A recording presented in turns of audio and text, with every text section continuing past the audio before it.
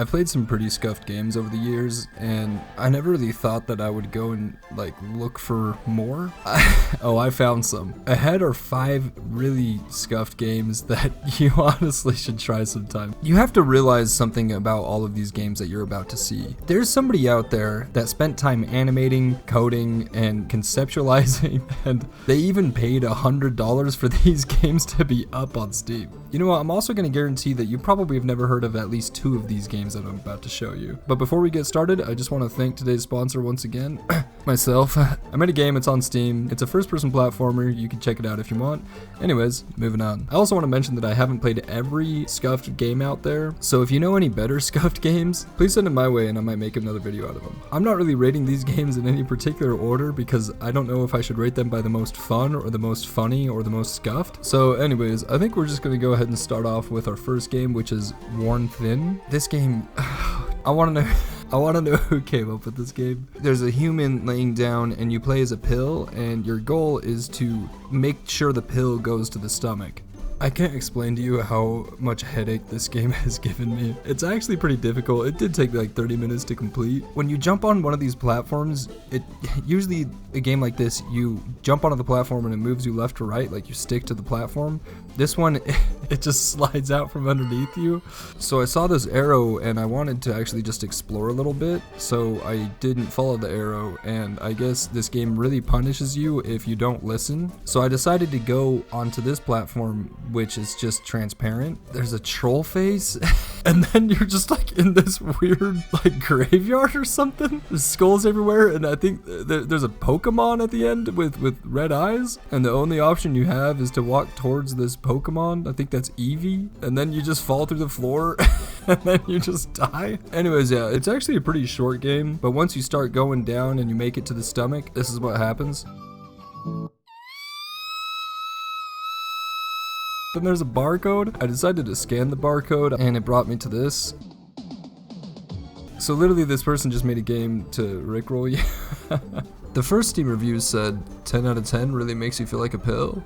This review says the game is fine, played it a little with over 7,000 hours. Another one says drug usage. Drugs are bad for health. The ending gives so much closure. Anyways, on to the next game. This game's called Okay, I Pull Up, and you play as what's called a capybara, and your goal is to climb out of this tree because an infection has been detected, said by this freaking duck.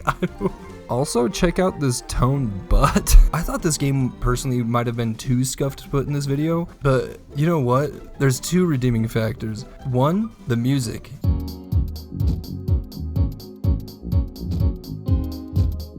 And 2, the reviews, but we'll get into that later. The gameplay for this game, I'm not exaggerating when I say this though. This has to be the #1 most difficult game I've played and the most frustrating. You move so unbelievably slow. It's literally like a first-person jump king where you have to like charge your jump. You can only jump forward, and that's the only way you can move. I also broke this game within the first 2 minutes of playing it. The first review says, I enjoyed the part where you make jumps as a carbonara. Another said, okay, he pulled up. A perfect representation of being a capybara. I cried many tears playing this game. Because of okay, pull up, I am now transitioning to capybara. The perfect balance between enjoying a night playing games and wanting to commit a felony. This is quite possibly the most immersive game I've ever played. When I started playing this game, I was slightly confused on why my WASD keys were letting me rotate side to side. However, when I clicked the spacebar, I discovered the experience I was in for. It sent a slight tingle through my spine, and I did what needed to be done. I then poured out some of my raging gummy fish G Fuel on my extra large mouse pad and used my GameStop gift card to arrange the G Fuel in a straight line, rolled up the user manual for my HyperX Pulse Fire Haste wireless gaming mouse, and proceeded to snort it up my nose. I was ready for war.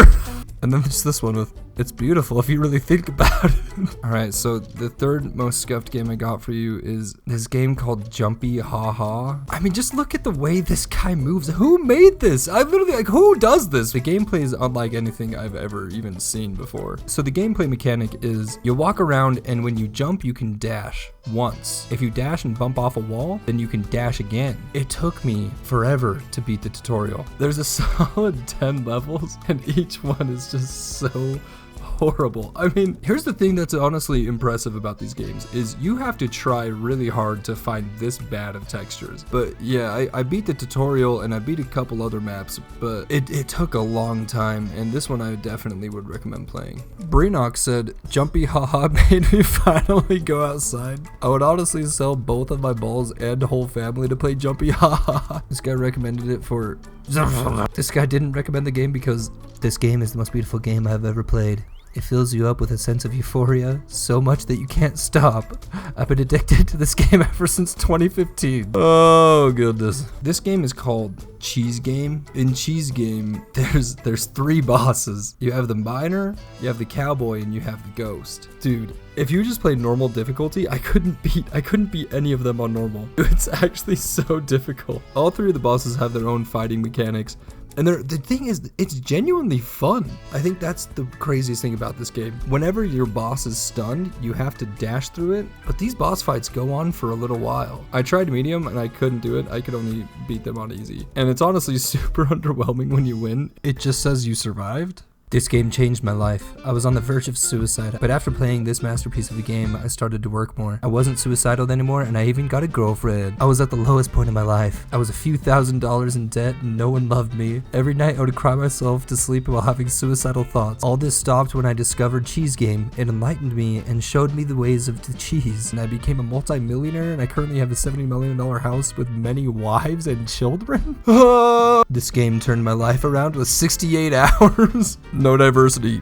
Bland. It's 2022. Where's the blue cheese? Provolone? Okay, so the last game I have for you is a game called Monkey Doomsday. The premise of this game is a bunch of scientists were trying to learn why humans were de-evolving back into monkeys. It's a scuffed horror game that costs $3, and you start by spawning at your house, which, I mean, just has a road and, like, that's it. When you walk into the house, there's a note on the table. Gee, there's a note on my table. There's a lot of lore in this note. It basically says that the monkeys of the facility have lost their mind, and his colleague Dr. Dung has left a note on the table saying that he left the nano quantum banana gun at his place because the monkeys have escaped the facility. So you pick up the banana gun, and these watermelon on the ground is how you get bullets, and you just have to see how this game starts. Warning, there's a massive jump scare incoming.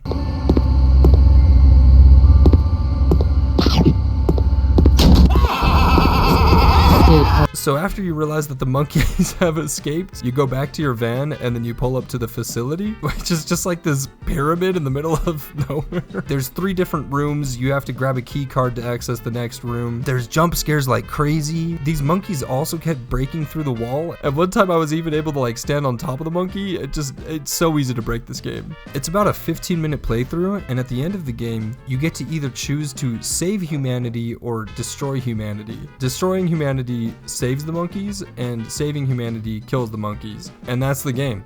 That's it, and it costs $3. Also, I fell out of the last part of the map, and it's just because I walked into a corner. I just walked and I fell through. So I'm debating, should I refund this game? This review says, it had monkeys. Another for This was the most epic game. It cured my depression and made me president of America. Too hard, can't get past first place.